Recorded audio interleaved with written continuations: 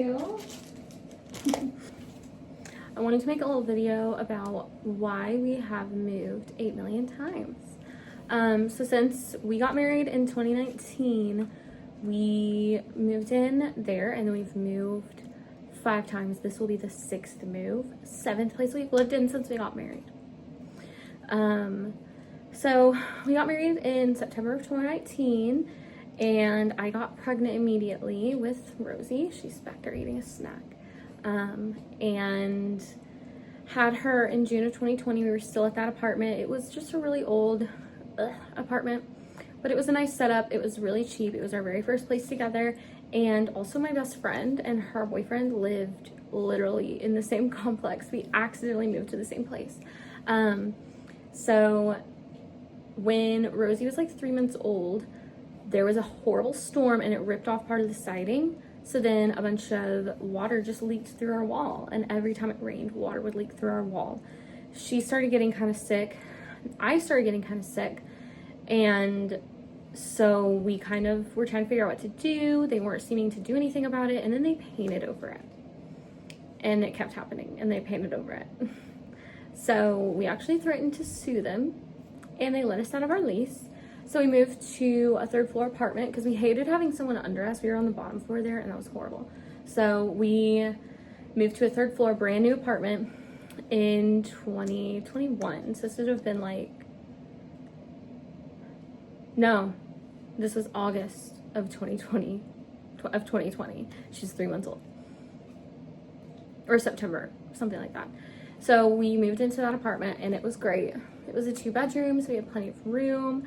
And we stayed there for like 2 years, and we stayed through the end of that lease, and it was just not enough space because then I had Ophelia there in 2023. So we lived there from 2020 to 21, 21, 22. Oh, I guess we did 3 leases there because Ophelia was born in March of 2023, and then we moved out in August or September of 2023 into a townhouse right down the road, which I was sad to leave there too because my best friend again accidentally moved into those apartments with us.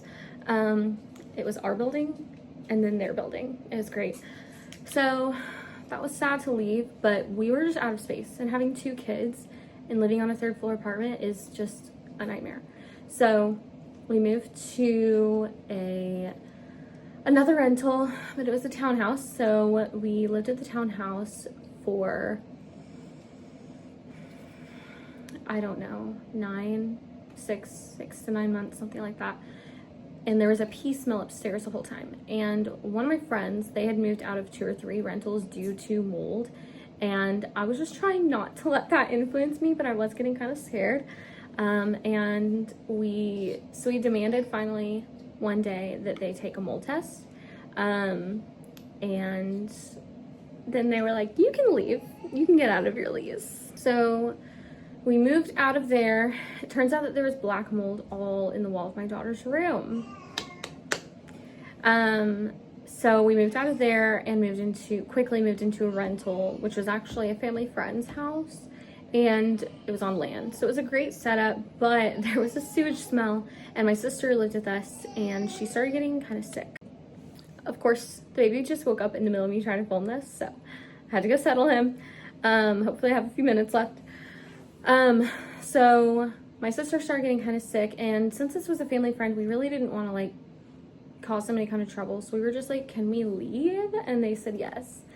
So we found, at this point I was pregnant with Killian. I just found out I was pregnant with Killian, like, I think within a week or 2 of us moving.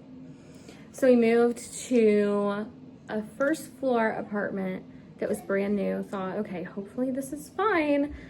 And the laundry room, apparently, like the dryer vent was not hooked up to the dryer. So all the hot air in the laundry room, the brand new laundry room, it wasn't hooked up properly. So all the hot air from the dryer hot humid air was going all through the laundry room, and the receiving vent for the AC system for the air and the heat was in there. So it was just sucking into that and then blowing all over us from the vents. So we took mold tests They came back with all sorts of mold on them. They took mold tests, came back with all sorts of mold on them, and they said we could leave. We actually threatened to sue them because they were gaslighting me. I would have them come in and I would complain. I was like, I smell something. I know I'm pregnant and I'm just a woman, but I swear I smell something. Something is not right. And they would go, well, you have a wooden shelf there, and since there's no mold on that, you're probably good. And here's the thing. If there's mold growing on a shelf, it's gotten really bad at that point. Like, you're past the point of no return. So I chose to just think it was okay because I was pregnant. I was overwhelmed. I had already moved. We lived at the townhouse and then the house on land, and then this is the apartment. This is the third place we lived in that year. And of course I ended up being right, and they had to eat their words and pay us a bunch of money, and we signed something saying we wouldn't talk about, you know, the place, the name of that place, and what happened. So that's what happened. And as I started packing, of course, then I'm like, this vintage wooden fixture I had, this decor, had mold growing in it. My cutting board had mold on it. The back of picture frames had mold on them. So it was bad. We had a dog and her elbows actually were like not okay, because it even was affecting her because her crate was in the laundry room. So she slept in there. So that was infuriating. And like, I can be really mean. I grew up in a not good environment, and I learned to live in survival and to live in attack mode.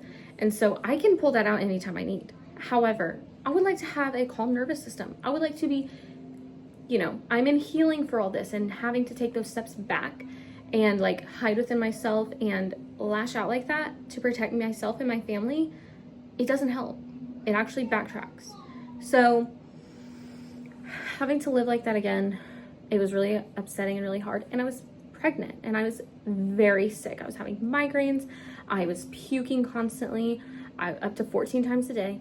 And yeah, it was pure misery. And right before we moved there, my daughter actually contracted E. coli from a farm and almost died. She developed HUS. Her kidneys were in failure. She wasn't peeing. And then when, you know, they got her to pee at the hospital, it was brown, black. And we were in the hospital for 2 weeks, and she was just starting to be okay when we went home, still recovering. And a couple months later, we're having to move again. We moved to this place, the apartment, and it has mold.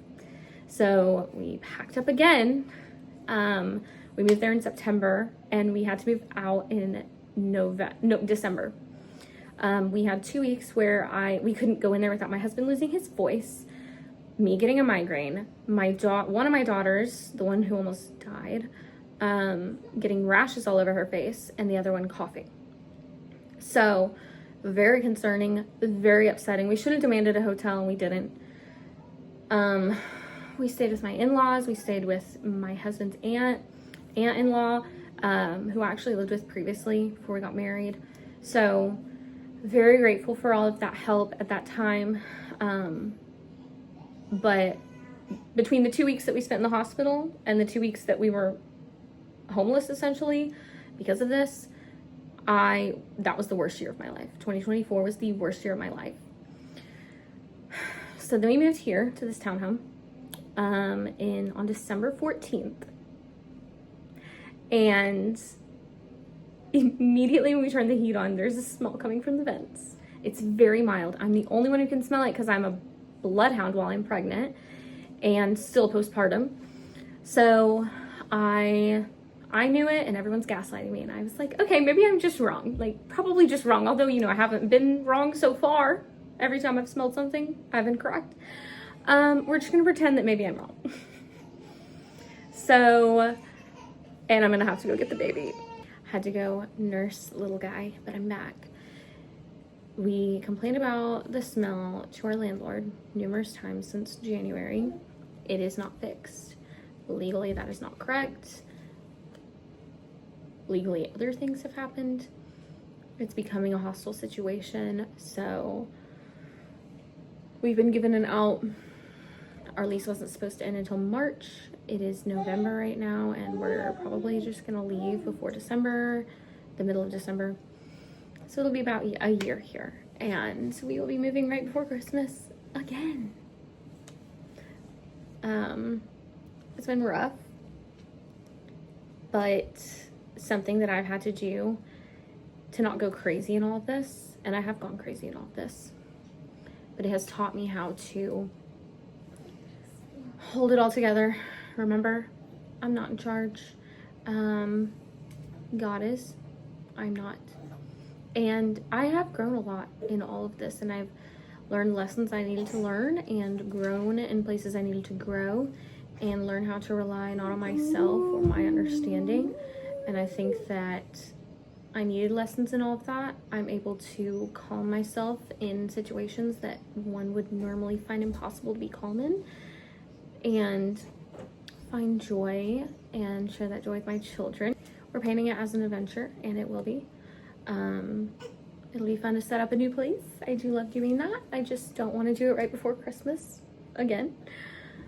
But that's the cards that we've been dealt, and we will do our best with it. So lots of fun things to come in the next few months, in the next year. We do have a trip coming up in January, and lots of just movement in different areas, emotionally, spiritually, physically, that I love. And so having to move in the middle of it is acceptable to me, because that's another change in atmosphere and a change in like where you're sitting every day, where you are every day, can change stuff in you. So I'm honestly excited and grateful and trying to look at the bright side. But yeah, so that's why we're moving into our 7th place since we got married 6 years ago.